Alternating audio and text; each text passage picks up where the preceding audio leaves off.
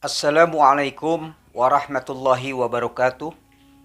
Alhamdulillahirabbil alamin wassalatu wassalamu ala asyrafil anbiya'i wal mursalin wa ala alihi wa ashabihi ajmain wa ba'd.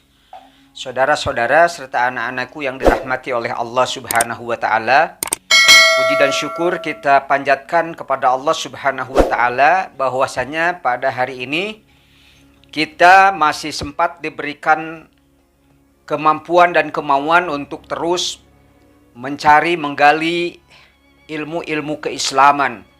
Dan dalam karakteristik channel Muslim ini,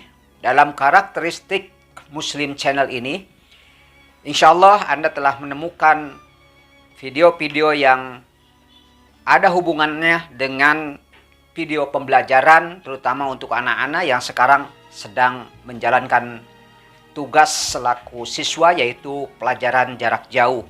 Dan untuk melengkapi tentang pelajaran Toharoh pada saat ini, insya Allah Bapak akan menyampaikan kembali penjelasan mendasar tentang tayamum sebagai pengganti daripada wudhu dan tayamum sebagai pengganti daripada mandi wajib. Anak-anakku sekalian serta saudara-saudara yang dirahmati oleh Allah Subhanahu wa taala,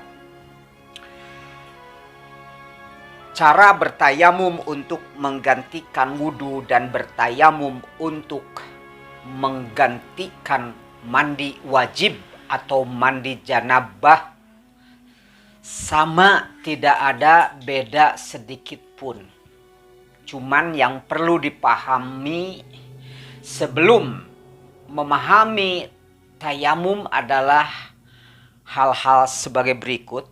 Yang pertama, bahwa orang yang berhadas kecil, yaitu keluar kencing, buang air besar, keluar mazi, dan kentut, cara bersucinya dengan berwudu. Kedua, orang yang berhadas besar.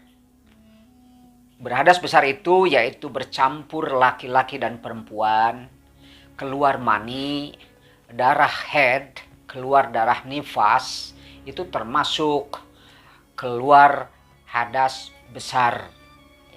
Dan cara bersucinya tidak lagi dengan berwudu, namun bersucinya dengan cara mandi wajib atau mandi janabah, atau disebut juga mandi junub.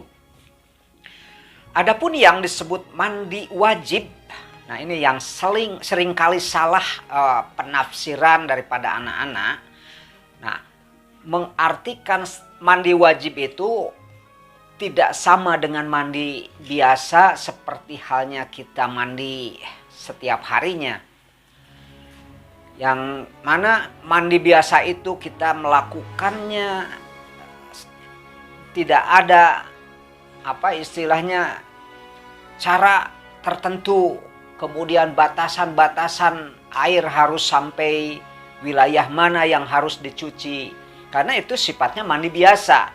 Tapi yang Bapak terangkan di sini adalah mandi wajib, yang mana medianya itu adalah air, namun dalam hal ini bisa diganti dengan tayamum, yaitu pakai debu. Nah, kalau yang mandi biasa itu yang tiap hari tadi itu tidak bisa dipakai debu, kan? Tidak bisa diganti dengan debu. Tetap harus menggunakan air. Nah, jika mandi wajib, maka kita bisa menggantinya dengan media debu, yaitu yang disebut dengan tayamum. Dan anggota tubuh mana yang harus dibersihkan dengan debu itu sendiri, itu ada aturannya, yaitu dalam aturan bagaimana kita bertayamum dengan baik. Nah, lain halnya dengan mandi wajib, ya, mandi janabah, mandi junub. Untuk anak-anak tentu yang sudah baligh harus sudah mengenal, karena sudah mengerti benar apa yang dinamakan bersenggama, itu bersetubuh, ya, kemudian apa itu yang disebut keluar mani, ya, darah haid, keluar darah nifas, ya, itu bagi yang sudah balik tentu harus sudah mengerti dengan istilah seperti itu. Nah, semua benda yang keluar dari alat atau organ kemaluan wanita itu sudah jelas kotor dan mengandung najis. Maka cara mensucikannya, benda yang terkena najis atau tubuh yang terkena najis itu adalah dengan cara mandi wajib atau disebut mandi junub atau juga disebut mandi janabah, yaitu mandi besar. Seluruh tubuh harus benar-benar terguyur dengan air, seluruh bagian dan seluruh sisi daripada tubuh yang ada pada diri kita itu harus terkena air. Itu namanya mandi besar. Nah, dari mulai ujung rambut sampai ujung kaki itu harus rata dengan air, ya. Nah, jadi harus diperhatikan mandi wajib, mandi junub, mandi janabah tentu ada syarat dan rukunnya, ya. Oleh karena itu jangan lupa tonton video-video Bapak yang lainnya tentang bagaimana syarat, rukun, serta tata cara mandi janabat. Nah, baik berwudu maupun mandi wajib atau mandi junub, mandi janabah, media yang digunakannya dalam keadaan normal adalah dengan menggunakan air. Namun dalam keadaan tertentu yang asalnya medianya digunakan bersucinya, alat bersucinya adalah dengan air, maka dibolehkan dalam keadaan tertentu air diganti dengan media tanah.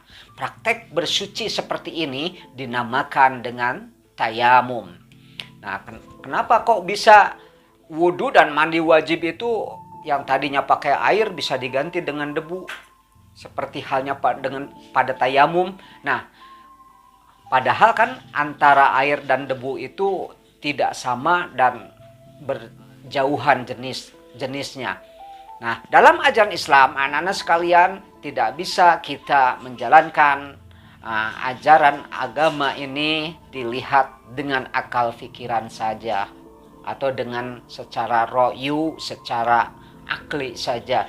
Namun hal tersebut harus dilihat secara nakli, artinya berdasarkan dalil dan ketetapan Quran dan Sunnah Rasulullah Shallallahu Alaihi Wasallam. Ya. Nah, dalam ajaran Islam, mandi wajib, mandi tayamum ataupun mandi wajib diganti dengan tayamum, kemudian berwudu diganti dengan tayamum, itu dinamakan dengan rukhsah atau keringanan dari Allah Subhanahu wa taala, yang mana kita harus mampu melakukannya dengan baik dan benar. Nah, dengan demikian tayamum adalah sekali lagi pengganti wudu dan pengganti daripada mandi wajib atau mandi janabah. Nah, anak-anakku sekalian, kenapa tanah bisa dipakai bersuci seperti halnya air?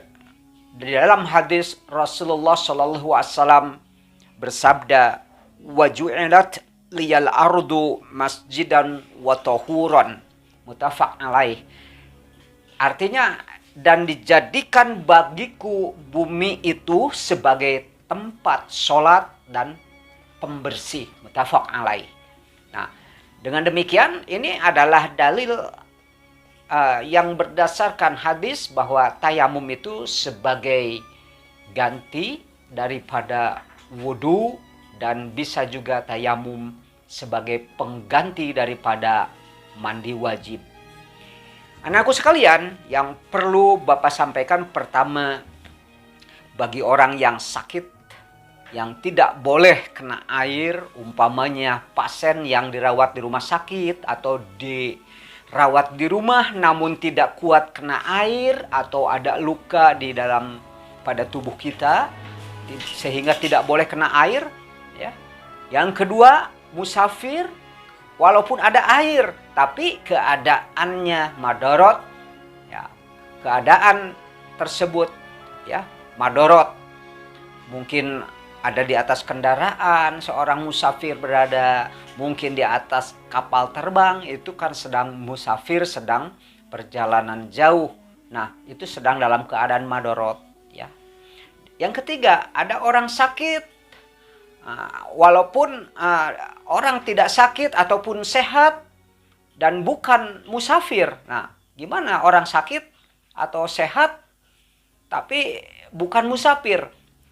Nah, tetapi benar-benar tidak ada air kondisinya. Gimana itu? Maka boleh juga tayamum. Walaupun dia dalam keadaan sakit maupun tidak. Tapi karena tidak ada air maka tayamum diperbolehkan. Jadi kesimpulannya adalah bersuci itu ada 3 cara yang ditekankan. Pertama, berwudu untuk menghilangkan hadas kecil. Kemudian mandi junub, mandi janabah atau mandi wajib untuk menghilangkan hadas besar. Lalu yang ketiga, tayamum untuk menggantikan wudu dan pengganti mandi wajib tadi. Nah, demikian penjelasannya, mudah-mudahan bisa dipahami oleh anak-anak dan saudara-saudara sekalian. Demikian, mohon maaf jika terjadi kesalahan dan kekurangan. Wallahu ta'ala alam. Wassalamualaikum warahmatullahi wabarakatuh.